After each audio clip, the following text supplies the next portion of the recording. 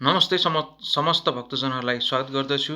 म अरुण स्वामी सदा चाहिँ श्री स्वस्थानी व्रत कथाको वाचनको लागि उपस्थित भइसकेको छु पार्टी टिभी मार्फत। कृपया पार्टी टिभीलाई माया गरिदिनुहोला, सब्सक्राइब गरिदिनुहोला र यो कथालाई अन्य भक्तजन समक्ष पुर्याउनको लागि सेयर गरिदिनुहोला, लाइक गरिदिनुहोला। सेयर र लाइक गरिदिन कन्जुसाइ नगरिदिनुहोला र सब्सक्राइब पनि गरिदिनुहोला भन्दै आज सम्भवतः यो श्री स्वस्थानी व्रत कथाकै सबैभन्दा लामो भाग, यो 30औं अध्याय यो वाचन गर्न गइरहेको छु। कथा वाचन गर्नु पूर्व गरिने स्तुतिको लागि समस्त भक्तजनहरूले चन्दन, अक्षता र फूल लिएर हात जोड्नुहोस्। हेम ब्रह्मा भ रुडेन्द्र रुद्र मरुत स्तुपन्ति दिव्य स्तवीर वेदै साङ्ग पदक्रम उपनिषदा गायन्त्यम सामगा त्याना बस्तित गतेन मनसा पश्यान्त्यम योगिनी यस्यान्तन विदुसुरासुर गण देवाय तस्मै नमः।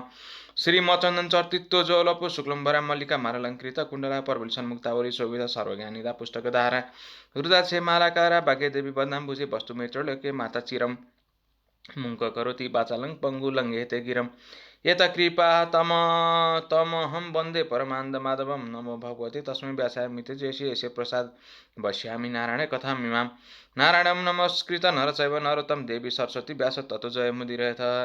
सबै भक्तजनहरूले पुष्पाञ्जली चढाएर एक चित्त भएर कथा सुनिदिनु हुन अनुरोध गर्दै श्री स्वस्थानी व्रत कथा 30औं अध्याय वाचन गर्न गइरहेको छु। हे कुमारजी, तपाईका मुखारबिन्दबाट हिजो मैले सुलोचनाको सकल वृत्तान्त भलीभाँति सुने। उनी जन्मदैदेखि पुण्यात्मा थिइन्। हुन सक्छ उनको अहिलेका जन्महरूदेखि नै नारायणको तपस्या गर्दै आएकी हुँदी हुन्। पूर्वजुनीहरूको अभ्यासको संस्कारले नै यस जन्ममा पनि नारायणको तपस्यामा तल्लीन हुन सकेकी होलिन्। किनकि ब्रह्माले शिवले झैँ यसै जन्ममा मात्रै लाभ हुने अस्थायी वर नारायणले दिनुहुन्न। उहाँले त तपस्या पूरा भएपछि मात्रै काम पुर्याएर चिरस्थायी अविनाशी मुक्तिपद मात्रै वर दिनुहुन्छ र उहाँको तपस्यामा लागेका व्यक्तिले त्यो तपस्या जन्मान्तरमा भए पनि पूरा गर्नै पर्छ। नगरेसम्म त्यो अधुरो तपस्या पूरा गराउनका लागि त्यस साधकलाई सांसारिक विषय वासनाबाट हटाई त्यसमा नअल्मलाई विरक्त्या हुन विष्णुले सुलोचनालाई जस्तै परिस्थिति पारिदिनुहुन्छ अरे।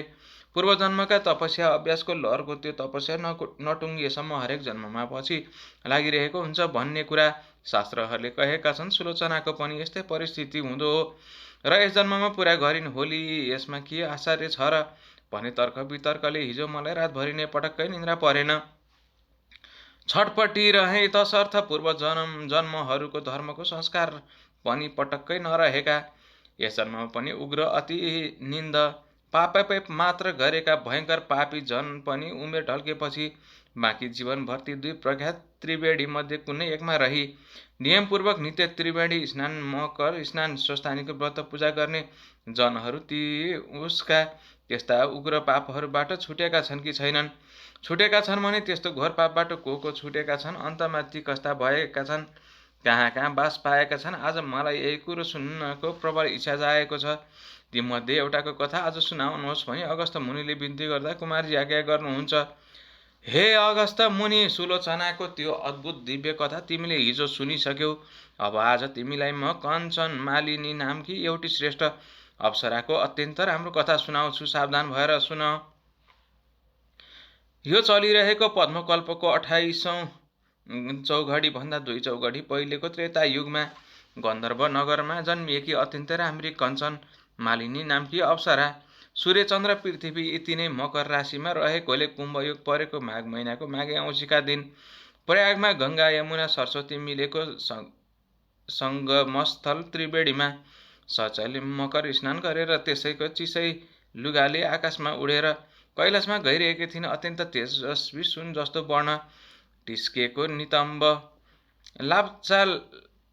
लाम्चा आँखा पूर्ण चन्द्रमा जस्तो चहकिलो अनुहार लामा लामा केश ठडिएका गोल गोल स्तनहरूले शोभिएकी कुचिनी अर्थात् सुनको मसिनो धागो जस्तै तारले बुनेको चिनिया साडी र चौबन्दी चोलो टम्म मिलाएर आङमा लगाएकी नुहाउँदा आँचल कम्मरमा कसेकीले छातीमा चौबन्दी चोलो कि अति राम्री उसलाई आकाशमा उडेर गइरहेको देखेर तल हिमालयको कन्दरामा रहने पहाड जस्तै अग्लो कुरूप कुनै बुढो राक्षसले उनलाई देखेर उसले भन्यो, हे कमलका फूलको कोपिला जस्ता आँखा भएकी कल्याण, तिमी को हौ? तिमी कहाँबाट आइरहेकी छौ? तिम्रा लुगा किन चिसै छन्? तिम्रो चुल्टो किन भिजेकै छ? हे सुन्दरी, कहाँबाट आएकी हौ? तिमीमा यो उड्ने शक्ति कसरी भयो? अनि हे कल्याणी, कुन पुण्यले तिम्रो यो शरीर यति तेजिलो भएको हो? यो यस्तो अत्यन्तै राम्रो मनोहर रूप कसरी भयो? हे सुलोचने, राम्रा आँखावाली, तिम्रो चिसो लुगाबाट मेरो टाउकोमा झरेको पानीको थोपाले हे भद्रे, सधैँ क्रूर रहने मेरा मन एकाएक शान्त भयो। यो जलको छिटाको यस्तो महिमा के हो? यो कुरा मलाई बेली बिस्तार लाएर वर्णन गर, किनकि मलाई तिमी अत्यन्त शीतलवती लागिरहेकी छौ, यसकारण तिम्रो आकृति गुणहीन हुन सक्दैन। त्यस राक्षसको यस्तो कुरो सुनेपछि आफू उड्न रोकेर त्यो अप्सरा कञ्चनमालिनीले भन्न थाली, हे राक्षस, सुन, म आफ्नो इच्छा अनुसार रूप धारण गर्न सक्ने कञ्चनमालिनी नाम गरेकी अप्सरा हुँ।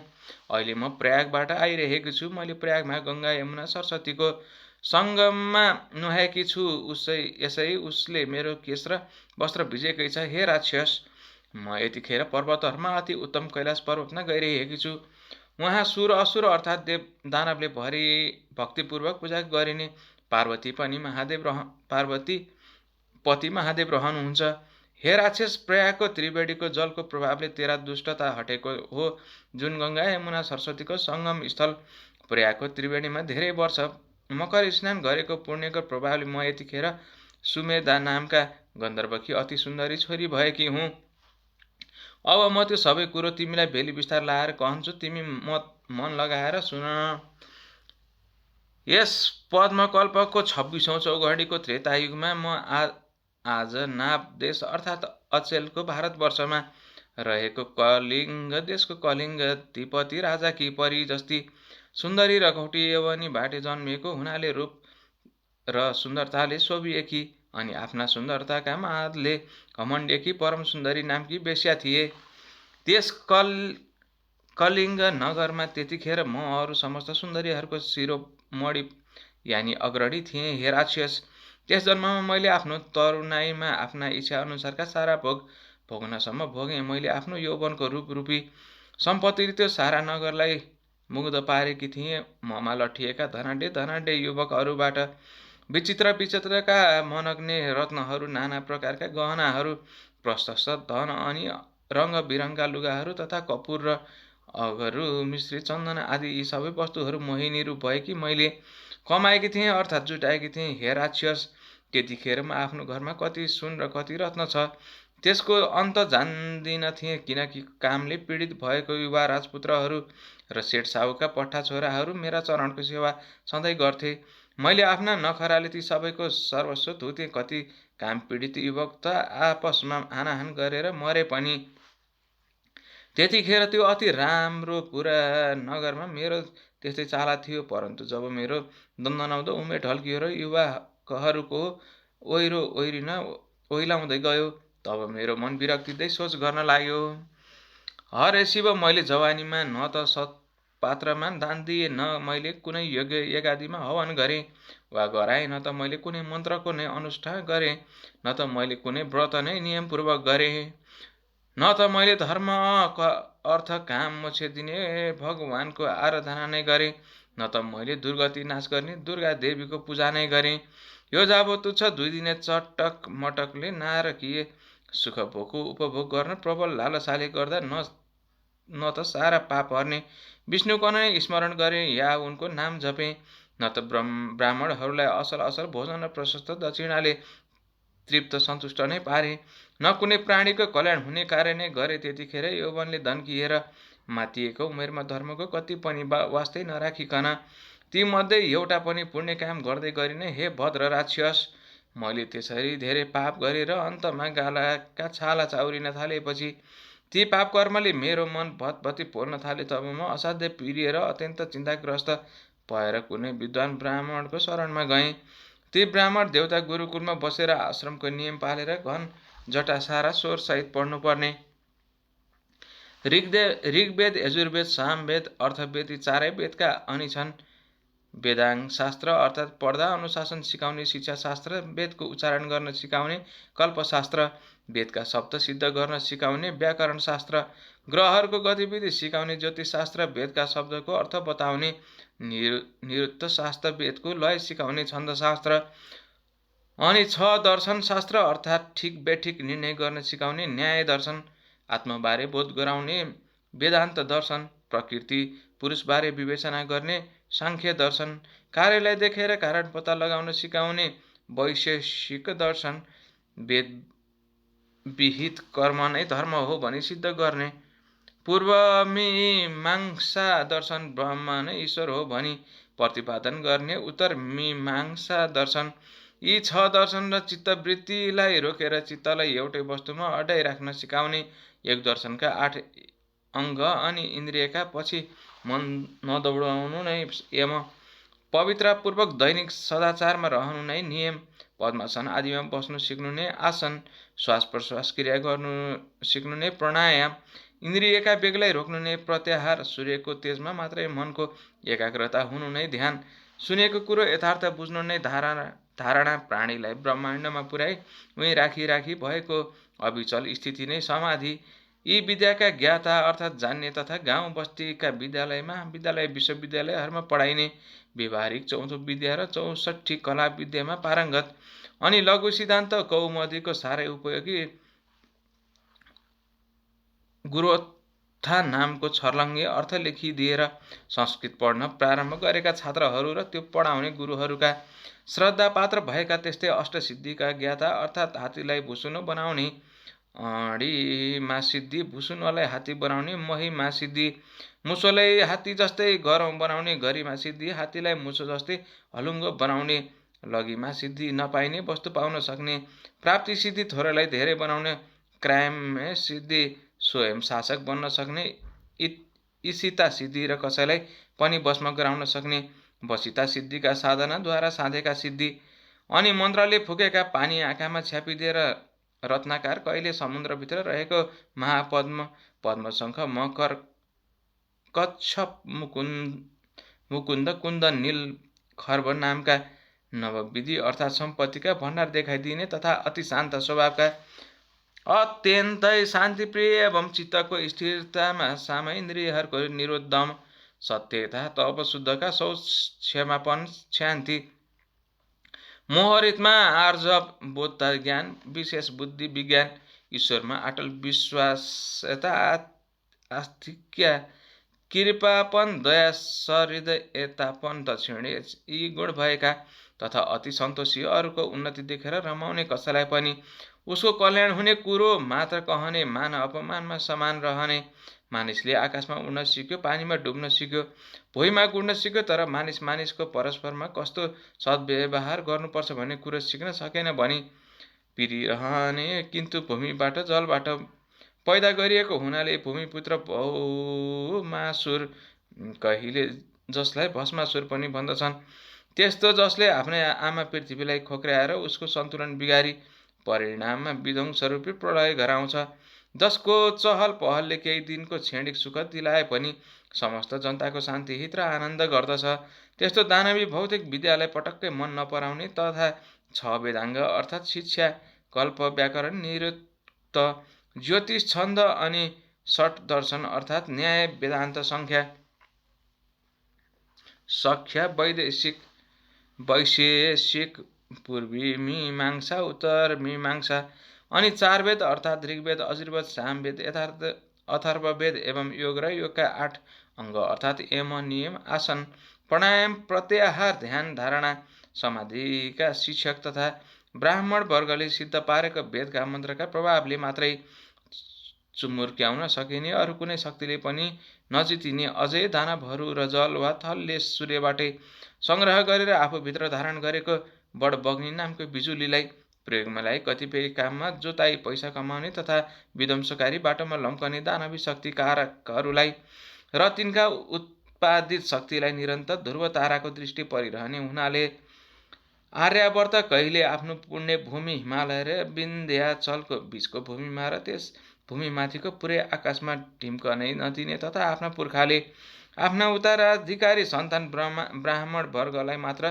ती मन्त्र सिद्ध गर्ने शक्ति थाती छोडेर गएका। वेदका मन्त्रहरूलाई सिद्ध पार्न आफ्ना शिष्यहरूलाई उस्काइरहने अनि तिनको वृद्धि तिखार्नलाई गायत्री जपको महिमा बताइरहने, फेरि पृथ्वी जल तेज वायु आकाशको सामूहिक शक्तिद्वारा नै ब्रह्मा हो भन्ने जानिराख्न सधैँ पञ्चायनको पूजा गर्न लाउने सूर्य उत्तरायण हुँदा 108 मिनेट दिन बढ्छ र सुमेरुमा पुगी 2-4 दिन उसलाई परिक्रमा गरी सूर्य दक्षिणायन हुँदा 108 मिनेट नै दिनमा घट्दछ भने स्मृतिबोधका लागि 108 दानाको रुद्राक्षको वा अरू कुनै मालामा गायत्री जप गर्न लगाउने अनि मैले भनेका यी कुरा नमानेर सूर्य उदाउँदा भाग्ने, सूर्य अस्ताउँदा जाग्ने, अन्धकार चाहिँ जागेकी दानवी विलासिताको चमक दमकमा लट्ठी वेद पढ्न एवं उसका मन्त्र सिद्ध पार्न छाड्यौ र उसको लर्को लाग्यौ भने कल्पान्तैसम्म ती दानवहरूको दास बनी अनि सारा आर्य पर्वत जनतालाई पराधीन पारी उनका अप्रत्यक्ष दास बनाई। ती दानवका डरले निरन्तर थर थर थर थर काम्दै उनका बसमा रहनु पर्ला भनी बारम्बार सम्झाइरहने। यदि तिमीहरूले आफ्ना ब्राह्मण तत्त्वको त्रिकालदर्शी जगतै खपाउने शक्तिलाई थामिराख्न सक्यौ भने कुनै पनि अरू शक्तिले तिमीहरूलाई केही नाप्न सक्दैन। न त शोषकहरूले शोषण नै गर्न सक्दछन्, न त शोषण गर्ने आवश्यकता नै पर्दछ। बाहिरी प्रबल शक्तिको डर नभएपछि शासकहरू पनि ढुक्कसँग शासन गर्छन् बाबु हो। जब ब्राह्मण वर्गले आफ्नो धर्म छाड्दछन् तब देश भाँडिन्छ।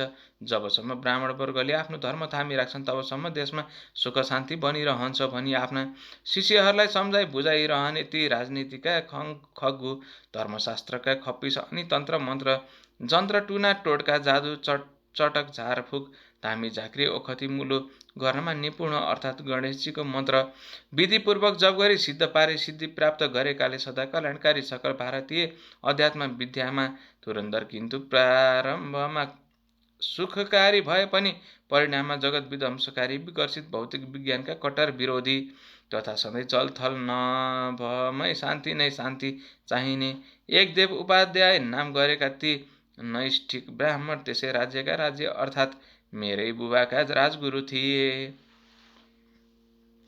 हे राक्षस, मैले उनै ब्राह्मणलाई श्रद्धा भक्तिका साथ उनका पाउमा फलफुल दक्षिणा चढाएर निकै बेर ढोगेँ र उनले इसाराले देखाएर अनुमति दिएका आसनमा दुवै घुँडा मारेर बसी हात जोड्दै गहभरि आँसु डबडबाउँदै आफ्ना सारा पाप कर्मको वृत्तान्त बताएँ। आफ्नो पश्चाताप रूपी तर्पण सुनाएर हे ब्राह्मण देवता, मेरा त्यो उग्र पापको प्रायश्चित कसरी होला भनेर सोधेर हे द्विश्रेष्ठ, त्यो पापबाट म कसरी सद्गतिमा प्राप्त हुँले? आफ्नै कुकर्मले पिरिएर तडपिरहेको उदासमन भएकी बिचरी गहिरो पापरूपी भाषामा गमे भाषिएकी मलाई मेरो जगल्टामा समातेर यस भाषामा बाहिर निकालिदिनुहोस्। हे ब्रह्माण्ड श्रेष्ठ, दयाका दृष्टिले मेरा उपर करुणाका जल वर्षाउनुहोस्, किनकि सज्जनमा त सबैजना कृपालु नै हुन्छन्, किन्तु साधुहरू असज्जनमा पनि कृपालु हुन्छन्। मेरो यस्तो विनम्र प्रार्थना सुनेर ती दयालु ब्राह्मणले मेरा उपर कृपा गर्नुभयो र सधैँ धर्मले भरिएको तथा मलाई अति प्रसन्न पार्ने यस्तो कुरा भन्नुभयो। हे सुन्दरी, तिम्रा सबै निषिद्ध घृणित आचरणहरूलाई म भलीभाँति जान्दछु। मैले भनेको कुरो झट्टै गर। अब तुरुन्तै तिमी प्रजापति ब्रह्माको क्षेत्र प्रयागमा जाऊ। उहाँ गएर त्यहीँ रहेर सधैँ गङ्गा यमुना सरस्वती नदीको सङ्गम त्रिवेणीमा नुहाउने गर। विशेष गरेर मकर राशिमा सूर्य रहेको बेला त्रिकाल स्नान गर्ने गर। त्यसै स्नानको पुण्य फलले तिम्रो सबै पाप नाश हुन्छ। किनकि जसले तिम्रो पाप नाश होस् त्यस्तो अर्को उपाय म देख्दिनँ। तीर्थमा गर्ने गरेको स्नानलाई ऋषिहरूले ठुलो प्रायश्चित बताएका छन्। किन्तु हे सुन्दरी, तीर्थस्थलमा मनले पनि अशुभ कर्मलाई त्यागिदिनुपर्छ। हे सुमुखी, नित्यको प्रयाग स्नानले पाप खारिएर शुद्ध पवित्र भएकी तिमी मरेपछि पक्कै नै स्वर्ग जानेछौ। प्रयागराजको सङ्गमको स्नान मात्रले पनि मनुष्यहरूलाई स्वर्ग प्राप्त हुन्छ, यसमा कुनै संशय छैन। हे सुन्दरी, प्रयागराज तीर्थमा गरिएको पापलाई छोडेर अरू ठाउँमा गरिएको सारा पाप प्रयागको त्रिवेणीमा नुहाउनाले तुरुन्तै त्यसै छेडमा नै बिलाउँछ, अर्थात् नाश हुन्छ। हे सुन्दरी, यस बारेमा एउटा अचम्मको उपाख्यान सुन। उहिले कुनै समयमा गौतम मुनिले पत्नीलाई देखेर कामरूप शत्रुको वशमा परेको गुप्त कामुक इन्द्रले गौतमकै रूप धारेर उनलाई सुटुक्क भोग गरे। तब ऋषि पत्नी गमन गर्ने इन्द्रलाई उस स्त्रीकै सामुन्ने त्यस उग्र पापले उतिखेरै फल दिलायो। तब त्यस स्त्रीका पतिको श्रापले शक्तिको इन्द्रको शरीर हजार योनिले चिन्तित भएको कुरूप निन्दित लाज मर्नुको हुँदो भयो। तब मुन्टु निहुर्याएर देवराज इन्द्र त्यहाँबाट निस्किए अनि चारैतिर तिरस्कृत नन्दित उनले आफूले गरेको त्यो घृणित कर्मलाई निन्दा गर्न थाले र मेरु पर्वतको टाकुरामा रहेका 100 योजना अर्थात् 400 कोष फराकिलो पानीले टम्म भरिएको राताचुच्चा हुने सेता बडे बडे राजहंसहरूले शोभिएको कर्याङकुरुङका लामो तोरणिएको रङबिरङका कमलका फूलहरू फलिएको विशाल तलाको हिम जलमा उम्रिएको कमलको कोपिलामा लुकेर बसे। त्यसै कमलमा बसेर आफूलाई तथा आफ्नै शरीरमा रहेका महान शत्रु कामदेवलाई निन्दा गर्न थाले। जुन कामले मुन्ट्याइँदा ठुला जन पनि लोकमा निन्दित भएर आखिरमा नरकमा जाकिन्छन्। काम चेष्टाले उत्पन्न भएको त्यो पाप वासना जो छ सो आयु कीर्ति यस धर्म तथा धैर्यलाई सत्यानाश पारिदिन्छ। अनेक आपत्तिहरूको निश्चित स्थान भएको त्यो दुराचारी कामदेवलाई धिक्कार छ। आफ्नै देहमा रहेको कहिले बसमा नरहने, कहिले सन्तुष्ट नहुने, कहिलेले नअगाउने अति असन्तोषी प्राणी मात्रको विकट शत्रु कामदेवलाई धिक्कार छ। हे सुन्दरी, यस्ता प्रकारले कमल रूप सदन यानी घरमा लुकेर बसेका इन्द्रले सोचिरहेको बेलामा उता स्वर्गमा इन्द्र नभएर स्वर्गको शोभा नै रहेन र त्यसपछि गन्धर्वसहित लोकपालक सहित किन्नरहरू सहित देवताहरू सची इन्द्राणीका साथमा आएर सबैले देवगुरु बृहस्पतिलाई सोधे, हे भगवान, हामीहरू देवताका राजा इन्द्रका बारेमा पटक्कै केही जान्दैनौँ। उहाँ कहाँ रहनु भएको छ, कहाँ जानुभयो? अब हामीहरू आफ्ना राजालाई कहाँ खोजौँ? यसरी जसरी घरमा सुपुत्र नभए धनधान्य र गुणे भरिएको पनि कुलको शोभा हुँदैन, त्यसै गरी देवगणका साथमा इन्द्र नभइकन स्वर्ग शोभिएकै छैन। हे गुरु, जे गर्दा स्वर्गलोकको शोभा बढ्छ चाँडै नै त्यस्तो उपाय गरी बक्सियोस्। हे गुरु, स्वर्गलाई शोभायुक्त स्वामी भएको पारी बक्सियोस्। यस काममा ढिलो गर्नु योग्य छैन भन्ने तिनीहरूको कुरो सुनेर गुरु बृहस्पतिले उनीहरूलाई भन्नुभयो, आफूले गरेका अपराधको लाजले लज्जित भएर इन्द्र जहाँ बसेका छन् त्यो कुरो म जान्दछु। बेविचारीले सहसा गरेका कामले फल अहिले इन्द्र भोगिरहेका छन्। जो जनले नीतिको त्याग गर्दछ ती जनले बडे बडे दुःखको भोग गर्नु पर्दछ। आश्चर्य छ कि राज्यको मदले उन्मत्त भएको पुरुष गर्ने नगर्ने कामको विचारै गर्दैन। आफूलाई नै नाश गर्नेवाला अनेक प्रत्यक्ष वा अप्रत्यक्ष नन्दित काम गर्दछन्। दुर्भाग्यले बुद्धिमा मासिएका मूर्खहरू मात्र यस्तो निन्दित काम गर्छन्, जुन अपराध गर्नाले यहाँ पनि उहाँ पनि जन्म निष्फल हुन्छ। हे सुरगण हो, अब हामी त्यहाँ जाउँ जहाँ ती इन्द्र लुकेर बसेका छन्। गुरु बृहस्पतिले यस्तो भनेपछि बृहस्पतिलाई नै अघि लगाए र गएका सबै देवताहरू त्यस आश्रमबाट निक्लेर उस तलाउमा पुगेपछि त्यो फराक सरोवरमा सुन जस्ता सुन्दर कमलको वन देखे अनि डिलमा उभिएर यस्तो प्रार्थना गर्दा इन्द्रलाई विश्वास पर्छ त्यस्तै स्तुति गरे। तब गुरुको बुझाइले इन्द्र कमल कोषबाट बाहिर निस्कले। त्यतिखेर उसको मुख निराम्रो मलिन थियो, शरीर विरूप थियो, लाजका माम्रे उनका आँखा निहुरेका थिए। अनि इन्द्रले ती आफूहरू भन्दा जेठा गुरुको दुवै पाउ पक्रेर, हे गुरु, मलाई रक्षा गर्नुहोस्, यस पापको नाश हुने अर्थात् यसबाट पार पाउने उपाय बताई बक्सियोस् भनी बिन्ती गरे। तब देवराज इन्द्रको यस्ता विनम्र वचन सुनेर गुरु ब्रह्माण्ड बृहस्पतिले भन्नुभयो, हे देवेन्द्र, यस पापको नाश हुने उपाय म बताउँछु, सुन। यदि प्रयागमा गएर गङ्गा यमुना सरस्वतीको सङ्गम स्थल त्रिवेणीमा झ्वाम 108 डुबुल्की मारे गरेर माघे औँसीका दिन नुहायो भने मात्र पनि त्यसै क्षणमा तुरुन्तै यस पापबाट तिमी छुट्दछौ। हे देवराज, हिँड, तिम्रा साथैमा सबै उहाँ जाउँ भन्ने आफ्ना गुरुको आज्ञा सुनेपछि आफ्ना गुरु र आएका देवगणका साथ इन्द्र आकाश मार्गले माघे औँसीका दिन प्रयागमा पुगे अनि गङ्गा यमुना सरस्वतीको सङ्गम स्थल त्रिवेणीमा 108 डुबुल्कीलाई नुहाए। तब तुरुन्तै उनी आफ्ना पापहरूबाट मुक्त भए यानी छुटे अनि अन्त्यमा प्रसन्न भएका देवगुरुले उनलाई वर दिनुभयो, हे निष्पाप इन्द्र, प्रयागमा कुम्भ स्नान मात्र गर्नाले तिम्रो पाप नाश भयो। हे इन्द्र, अब सब पाप नासिएका तिम्रा यी 1000 योनिका बदला मेरो कृपाले कहिले तिम्रा 1000 दिव्य दृष्टि होउन् भनेर वर दिनुभयो र त्यति नै खेर ब्रह्माण्डका वरले सचिपति इन्द्र पनि जसरी मानसरोवर र हजारौँ कमलले शोभिएको छ त्यस्तै गरले अलिअलि नदेख्ने दिव्य 1000 आँखाले शोभिए। त्यसपछि सबै देवताहरूले र ऋषिहरूले पुजिएका तथा गन्धर्वहरूले स्तुति गान गरिरहेका छँदा ती इन्द्र आफू अमरावती नगरीमा गए। हे सुन्दरी, त्यस्ता प्रकारले प्रयागको त्रिवेणीमा मागे औँसीमा नहुनाले त्यस्तो पापी इन्द्र तुरुन्त पाप सखाप भएका भए। त्यसकारण हे कल्याणकारी, आफ्नो उग्र पाप नाश गर्न चाहने हे सुन्दरी, अब तिमी तुरुन्तै आफ्नो समस्त पापको विनाश गर्नका लागि तथा अचल स्वर्ग वा कैलाश वास प्राप्तिका लागि त्यो देवताहरूले पनि सेवा गरिरहेको प्रयागको त्रिवेणीको सङ्गममा जाऊ र आज पौष शुक्ल एकादशी हो। आजको 5 दिनमा पौष शुक्ल पूर्णिमा आउँछ।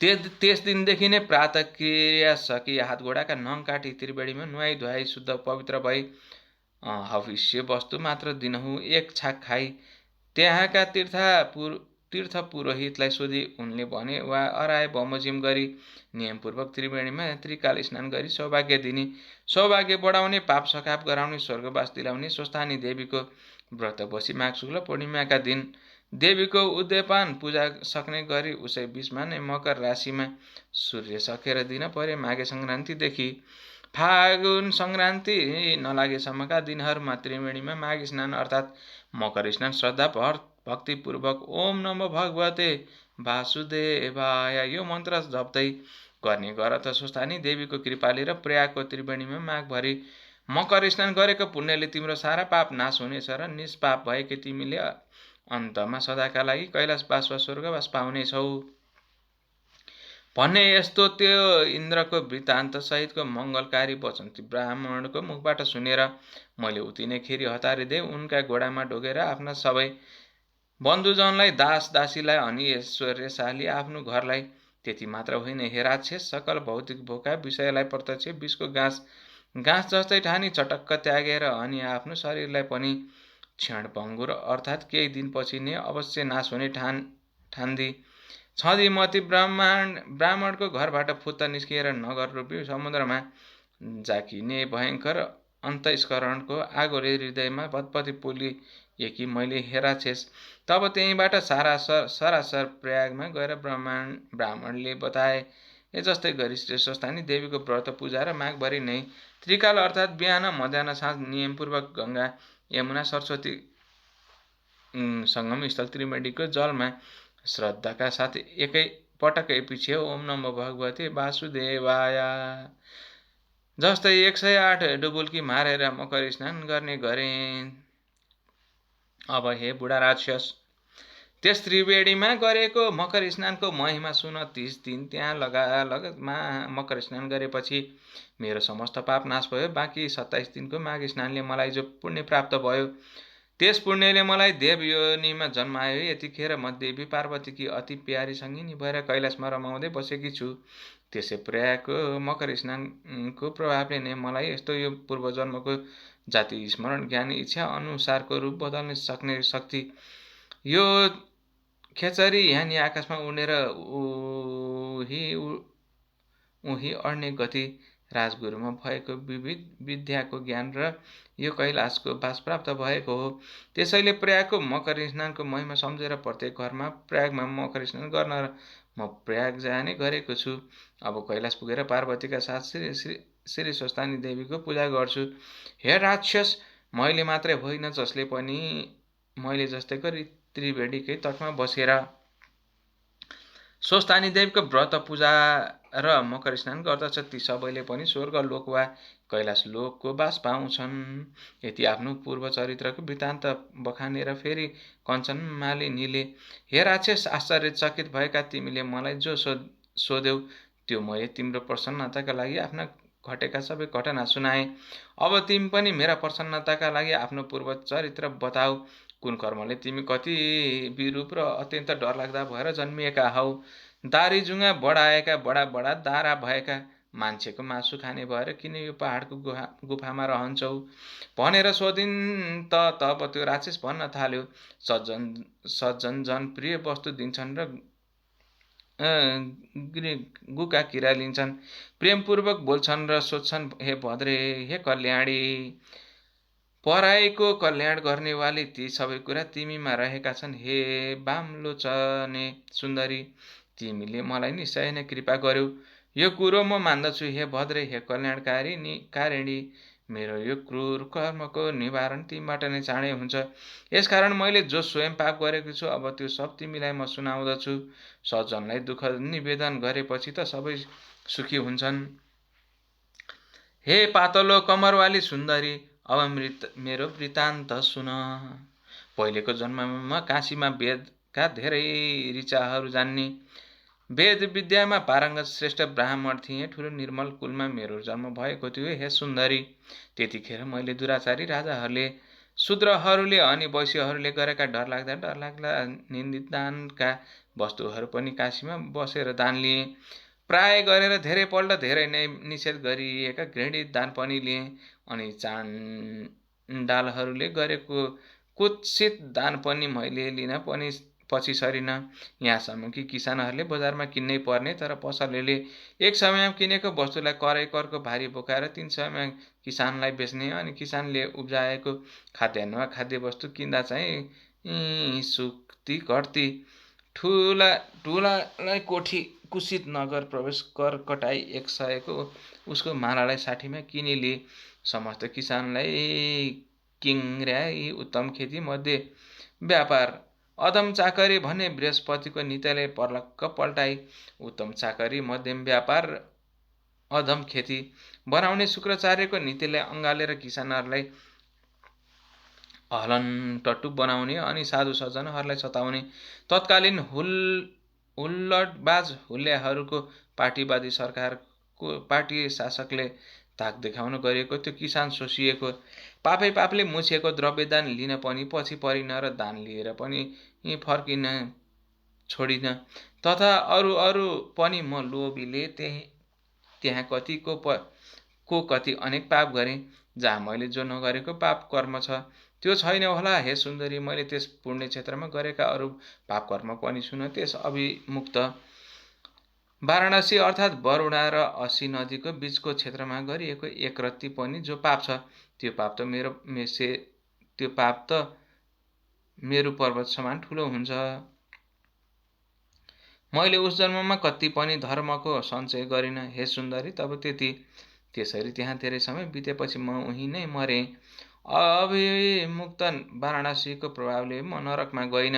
अभिमुक्त क्षेत्रमा मरेको कोही पनि पापी नरकमा जाँदैन, किन्तु अभिमुक्त क्षेत्रमा गरिएको कुनै पनि पाप वज्र समान दृढ रही ननासिने हुन्छ। त्यसरी वज्रले पापको प्रभावले हिमालय पर्वतमा भयानक अतिशय दुष्ट पापी राक्षस भएर मेरो जन्म भएको हो।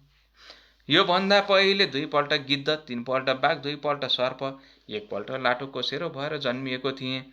त्यसपछि 9 पल्ट सुँगुर पनि भएँ। हे भाविनी, हे सुन्दरी, मेरो यो राक्षसको जन्म 10वाँ जन्म हो। नाना प्रकारका योनिमा जन्मदै मेरा हजारौं वर्ष बितिसके। हे भद्रे, हे कल्याणकारिणी, यो दुःख समुद्रबाट मेरो उद्धार हुने उपाय छैन। हे प्रभु सुन्दरी आँखी भुइँवाली, यहाँ वरिपरि 3 योजना अर्थात् 12 कोसम्मको भूमि मैले जन्तुहीन गराइसकेको छु। हे प्रभु, मैले धेरै नै निरपराधी जीवहरूको पनि नाश गरेको छु। त्यस दुष्कर्मले मेरो मन निरन्तर जलिरहन्छ। तिम्रो यो दर्शन रूपी अमृतले सेचिएको मेरो मन अहिले एकदम शीतल भएको छ। तीर्थहरूको शुभ फल त कुनै समयमा गएर फल्छ, तर सज्जनको समागम अर्थात् भेट वा तुरुन्तै फल्छ। हे सुब्रु, यसै उसले बुद्धिमानहरू सत्सङ्गतिको प्रशंसा गर्दछन्। मेरो मनमा भएको यो सबै आफ्नो दुःख मैले तिमीलाई बताएँ। हे सुब्रु, यस्तो कोही बिरला कोटी नै सज्जन होला जसलाई अरूको दुःख सुनेर आफ्नो अन्तरात्मा खिन्न नहोस्। यसबारेमा उचित कुरो तिमी स्वयं जान्दछौ। त्यसै कारण अब यसभन्दा परतिर म केही भन्दिनँ। म हर हमेसा यस दुःख सागरबाट कसरी पार पाउँछु भन्ने कुरो सोचिरहन्छु। सज्जनहरूको समागम सबैको उपकार गर्ने हुन्छ। के क्षीर समुद्र केवल हाँसलाई मात्र दुध दिन्छ र के बकुल्लालाई दिँदैन? तब कुमारजीले भन्नुभयो, हे अगस्त मुनि। त्यस राक्षसको त्यस्ता वचन सुनेर दयाले हृदय पग्लिएकी कञ्चना मालिनीले धर्मदानमा मती गरेर अर्थात् धर्म दिने विचारले भनी, हे राक्षस, तिमीलाई म अवश्य उद्धार गर्नेछु। अहिले तिमी सोच नगर। तिम्रो राक्षस तत्त्वबाट छुटकाराका लागि म प्रयत्न गर्नेछु। यस्तो दृढ प्रतिज्ञा गरेर भन्न थाली, मैले वर्षेनी विधिपूर्वक धेरै माघ स्नान र स्वस्थानीको व्रत पूजा गरेको छु। हे भद्र राक्षस, यो सब मैले गङ्गा यमुना सरस्वतीको सङ्गम ब्राह क्षेत्रमा मकर स्नान र कैलाशमै श्रद्धापूर्वक स्वस्थानीको पूजा जो गरेको छु, त्यसको त्यो पुण्य सङ्ख्या र ती दुवै सत्कर्मका धर्मको म वर्णन गर्दछु। जस्तो विद्वान जनहरूले धर्मको आचरण गुप्त राख्नु भनेको छ। वेद जान्ने मुनिहरू दुखीलाई दान दिने काममा प्रशंसा गर्दछन्। हे भद्र भलादमी, समुद्रमा वर्षने मेघको के फल हुन्छ र? हे राक्षस, मैले स्वयं त्यस पुण्यको फल अनुभव गरिसकेको छु। हे मित्र, तुरन्त तिम्रो पाप विनाश गर्नका लागि मेरो त्यो पुण्यबाट केही पुण्य तिमीलाई दिन्छु भनेर अनि आफ्नो चिसो लुगा निचोरे र तब त्यो जल आफ्नो पसरमा लिएर उसले त्यो बुढो राक्षसलाई आफूले गरेका 3वटा माघ महिनाको पुण्य दिदी भई। हे अगस्त मुनि, स्वस्थानीको पुण्य मिसिएको त्यसको त्यो माघ स्नानको धर्मबाट पैदा भएको त्यस पुण्यको प्रभाव सुन। त्यो पुण्य पाएर उसै बेला उसले राक्षसी शरीर त्यागेर सूर्यको जस्तो तेजिलो देवताको आकारको भयो। हर्षले उसका आँखा खिले। देवताहरू ल्याएको विमानमा चढ्यो। त्यतिखेर आकाशमा स्थित विमानमा उसको तेज चम्कियो। तब आफ्ना प्रभावले 10 दिशालाई प्रकाशमान पार्दै दिव्य देह धारण गरेको त्यो राक्षसले तब मानव दोस्रो सूर्य सम्मानको शोभा पायो। त्यसपछि उसले त्यो सज्जन कञ्चामणि मालिनीलाई प्रशंसा गर्दा भयो र भन्यो, हे भद्रे, हे कल्याणी, कर्मको फल दिनेवाला जो भगवान ईश्वर छ त्यो सब कुरो जान्दछ। जहाँ जुन पापले मेरो उद्धार हुनै सक्दैनथ्यो, ती सब पापबाट तिमीले मेरो निस्तार गरिदेऊ। हे देवी, अब पनि कृपापूर्वक मेरा उपर प्रसन्न हुनुहोस्, दया गर्नुहोस् र सारा नीतिले भरिएको कल्याणकारी शिक्षा मलाई दिनुहोस्। त्यो तिम्रो सबै शिक्षा निश्चय नै धर्मको आचरणमा गराउनेवाला हुनुपर्छ, जुन गर्नाले फेरि म पाप गर्ने पापी नहुँ। त्यस्तो नीति सुनेपछि तिम्रो आज्ञा पाएर अनि मात्र म सुरलोक जान्छु। हे अगस्त मुनि, त्यो राक्षसले भनेको प्रिय धर्ममय यस्तो वचन सुनेर अत्यन्त प्रीतिपूर्वक त्यो कञ्चना मालिनी उसलाई धर्मनीति सुनाउन थाली। हे दिव्य देहमा परिवर्तन भएका राक्षस, अब तिमी हमेसा धर्मको सेवन गर, प्राणी हिंसा त्याग, महात्माहरूको सेवा गर, कामदेव रूप प्रबल शत्रुलाई जित, अर्काको दोष गुणको चर्चा पटक्कै गर्न छाडेर साँचो बोल्ने गर, हरिको या हरको हर दिन पूजा गर्ने गर। लौ अब सरासर देवलोक जाऊ। पछि मर्त्यलोकमा जन्म लिएपछि पनि हड्डी मासु रगत भरिएको त्यो शरीरमा हिरिक्क हुने आफ्नो बुद्धि तिमी त्याग। हमेसा स्वास्नी छोराछोरीको हिरिक्क हुने माया ममतामा मात्रै नलागी रात दिन यस संसारलाई छेडभङ्गुर ठान।